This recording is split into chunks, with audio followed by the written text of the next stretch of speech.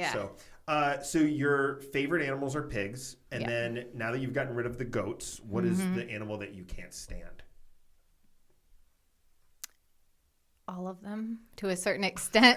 I mean, no matter what, when you have, No. no, at certain points in time, I just look at them all and I'm like, you are going to be on my plate at some point in time. So everybody tells me like, oh, I can't farm and I can't, I can't eat my animals. And I'm like, oh, yes, you can. That's so good. Just get them and then own them for a little bit. And by the time you're done, like slopping through mud or hauling water buckets or feed buckets, you'd be like, or they're naughty and get out. And like our cows have pulled laundry off our neighbor's clothesline before. That's and so I'm like, good. I am so sorry. And there's one that always has that name, and that name always ends up being dinner and my plate. And so I'd be like, you're going. Like, I can't wait for them to go. It's just inevitable. If you were to have like a YouTube channel, I think it should be called The Bitter Homesteader.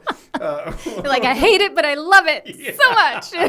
That's so good. Yeah. That's really funny. It is really rewarding. I don't want to like sound like, super negative because it is great. So I don't know that I actually know the answer to this question. Sadie put together our outline here, which is great. The questions are awesome. But she put this question on here, or maybe ChatGPT did. I'm not entirely sure. But it was such a good question because I actually don't know the answer. And that is like, how did you end up getting into homesteading? Like, was this something that you'd always wanted to do? Or was this like this weird, like fleeting moment where you were like, let's put some cattle out in this pasture? Like, you need a lawnmower so that they would eat the grass? Like, where did this come from? So Jason and I got married. We were living in town on Elm Street, which is just like there's not much distance in between the houses. And we were just kind of like really wanting to offer our kids some space and like to step back from, I don't know if culture is the right word or just even like just town. We wanted to kind of get away a little bit. And so, I don't know why, but at that moment and even at that time in our marriage, Jason had it on his heart to try to be as self-sufficient as possible. And this was back in like 2013.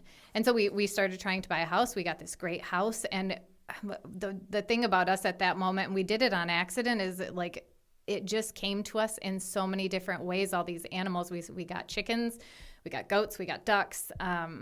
And then we almost immediately went right into cattle, and the kids joined 4-H, so we ended up with pigs and fell in love with that. And so we kind of went like in the deep end really quickly.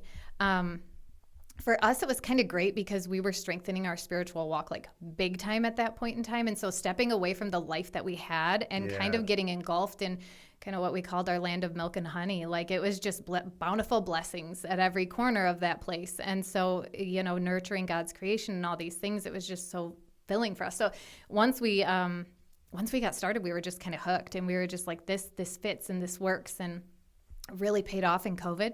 Yeah, I bet it did. Yeah. So anyway, that's cool. That's kind of how we got started. To that. That makes sense. I remember talking to you about that, and that's really cool. Yeah. The like one of the things that's really unique about you is that you have a tremendous amount of knowledge. Like you just have this breadth of information that is within you. And like I'll talk to you randomly about like everything from like different pests that could be like on animal. We were talking about ticks the other day, like a new form of ticks that are on cattle that like clump together, right? So we were talking about that. We'll talk about that from everything from like mushroom foraging to like all sorts of stuff. But then tons about plants and like, is it horticulture? Is that what it would be? Probably. I don't know. I'm probably not that knowledge,able. Yeah, okay, that's fair. About that. But tons, and you do tons of plant propagation and stuff like that. What spiritual like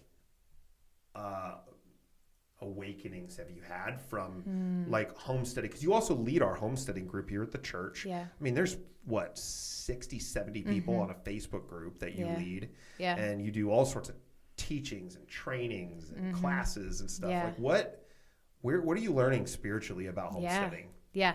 So I feel like, at least for us personally, and this was something that was really heavy on our heart when COVID, came, is that like the grocery stores kind of ended, and we felt like everybody thought that, that life was going to end. There was no way they could feed their families. And I'm like, oh, there's a way, and it's a God-given provision, and go ahead and tap into that.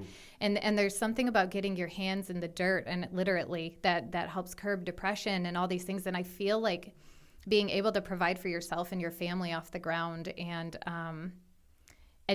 like operating within that provision of like what you were created for, just is really filling to us. And it seems to be spreading. I think that like if I had to guess, I would say that that's why people are finding it so alluring, I guess. It's just really something that that feeds your soul. Yeah. Plus, like, if you can, there's a universal language that's not spoken with words, and it's just love. And so if you can create a bond with an animal, get it to like trust you or love you or have a relationship with it without words, and it's like what we believe that we do with our animals, Yeah. It's like, I don't know, I just feel like it's so Jesus, just to with nothing other than actions, create a relationship and nurture God's creation. That's really cool. Yeah. Unless it's a goat. Yeah. Unless to be fair, like we have had some gnarly goats. Yes. Unless it's a goat. Although the babies are very cute. Are there differences in goats that would is there like a more satanic goat? I mean, or a less demonic goat?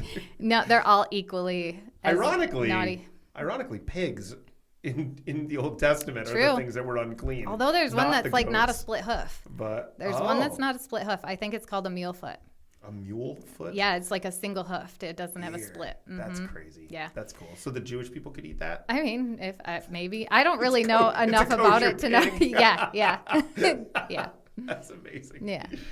Yeah. Okay. All right. So unless it's goats, I'm just gonna go with that.